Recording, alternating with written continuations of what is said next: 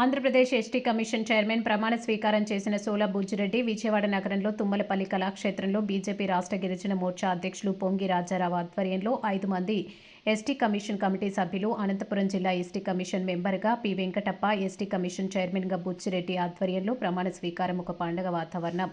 ఎన్నడూ కని విని ఎరగని రీతిలో మహా ఆడంబరంగా ప్రమాణ స్వీకారం జరిగింది. ఇందులో కూటమి నాయకులు, ఆరోగ్య శాఖ మంత్రివర్యులు సత్యకుమార్ యాదవ్, బీజేపీ కురువృద్ధులు మధుకర్, గిరిజన హక్కుల పోరాట సమితి ధర్మాన ప్రసాద్, గిరిజన Morcha executive member P Bojjappa, గిరిజన మోర్చా ఉపాధ్యక్షులు కేశవనాయక్, గిరిజన మోర్చా విభాగం ఇన్ఛార్జ్ మూడే నాయక్, మహిళా విభాగ నాయకురాలు, మారుమూల ప్రాంతం నుంచి గిరిజన అభిమానులందరూ పాల్గొని అధ్యక్షులకి మెంబర్ అయినటువంటి పి వెంకటప్ప ఘనంగా అభినందించారు. అదేవిధంగా ఎస్టీ కమిషనర్ బుచ్చిరెడ్డి మాట్లాడుతూ, ఆంధ్రప్రదేశ్లో ఉన్నటువంటి గిరిజనులకు ఎక్కడ ఏ అన్యాయం జరిగినా అక్కడ మేము ఉంటామని, కమిషనర్ని వెనువెంటే ఉండి గిరిజనులకు తోడు నీడగా ఉంటామని, కోటి ప్రభుత్వానికి గిరిజనులకు సేవ చేస్తానని ఈ సభాముఖంగా తెలియజేశారు.